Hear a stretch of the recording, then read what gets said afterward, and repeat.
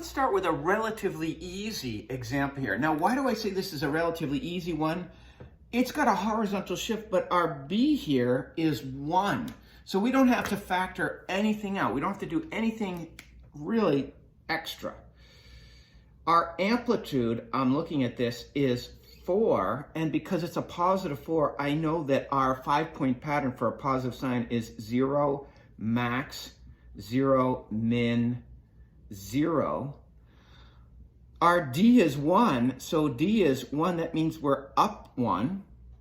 And now we can talk about our period. Our period is 2 pi over b. Well, our b is 1.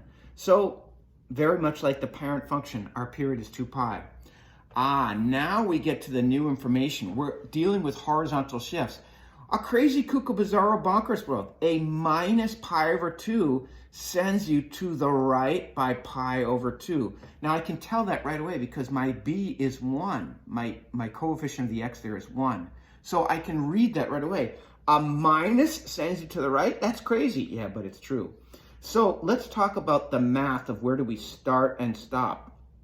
X minus pi over 2. Well, I know my parent function for sine starts at 0, so I'll set this equal to 0. And when I add pi over 2 to both sides, there's my starting spot. And I'm going to stop this at x minus pi over 2, whatever the argument of the sine is, equals, where does the parent function stop? At 2 pi. When I add pi over 2 to both sides, I get x equals 2.5 pi, which is the same as 5 pi over 2. Now I'm ready to graph this. I'm going to start this at, well, there is 0. Here's pi over 2. Here's pi. Here's 3 pi over 2. Here is 2 pi.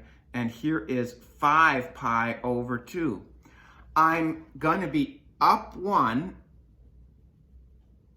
with a amplitude of 4. So that means I'm going to be all the way up here at 5 and down. If I go from 1, I go down and then 3 more, I'm going to be at -3. So here is -3, here is 1, and here is 5. And I'm starting here. There is 1 point. I know I've got to stop here.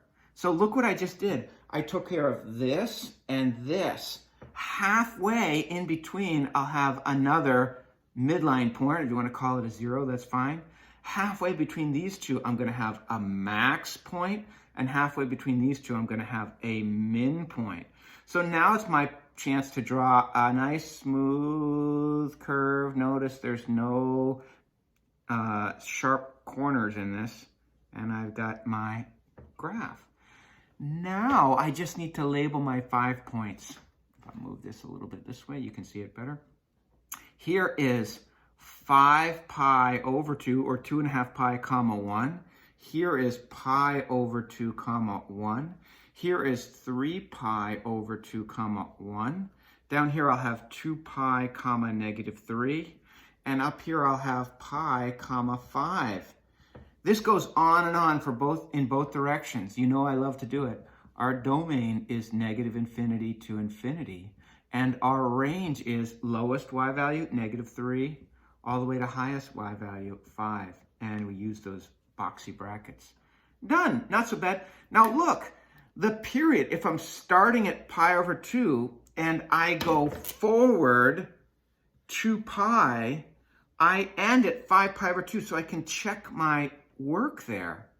And look what I've done. I've taken this 0 max, 0 min, 0, and I've pushed it to the right by pi over 2. So I'm not joking around. It works out. Again, another one rather easy because we don't have to do any factoring. So as I look at this, I say, okay, our amplitude here is 2. Because it's a positive 2 for cosine, I know the 5-point pattern goes max, 0, min, 0, max. I know that our b, whatever the coefficient of x is, our b is 1. So our period is 2 pi over 1, or 2 pi. That's what I'm saying. These ones are pretty easy to start because our period is 2 pi.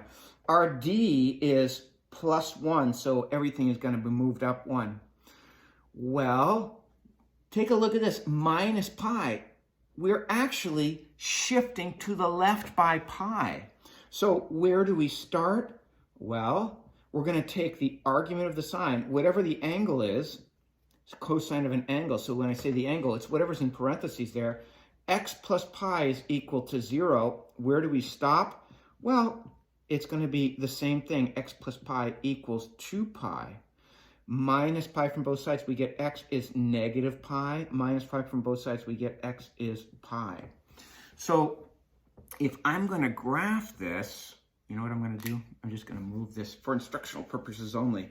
I'll move that back down here. So stop. Where are we going to stop this? X plus pi equals 2 pi. So x equals pi. So we've got our stop and stop points.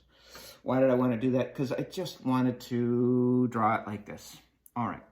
So we already know it goes max or min or max, so I can erase that as well. We're going to start with that max. All right.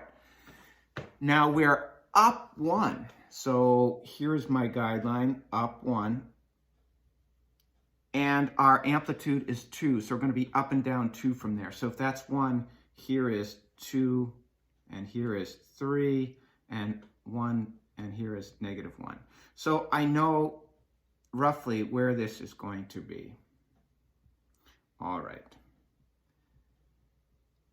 So we're going to be starting at negative pi with a max. So I'm going to go max, and that's going to be at negative pi. And I'm going to end, so roughly the same, at pi over here with a max. Look what I took care of. I took care of my first max and my last max. Well, max 0, min. Halfway through, we have a min. And then half of this half, we have a midline point or a 0 point. And half of this half, we have a midline or a 0 point. So my graph is going to look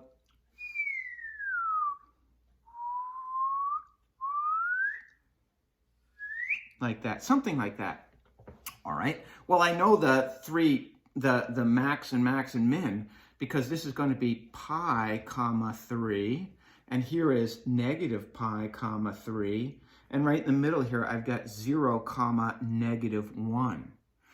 Now I know my y coordinate here is 1, and I know my y coordinate here is 1.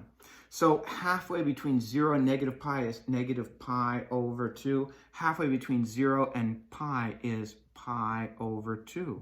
I got my 5 points here. Of course, the domain, this goes on and on forever in both directions. In other words, I could keep on drawing this, right? So our domain is unlimited in that regard, and our range will be from y minimum of negative 1 to y maximum of 3, inclusive. So I draw my boxy brackets.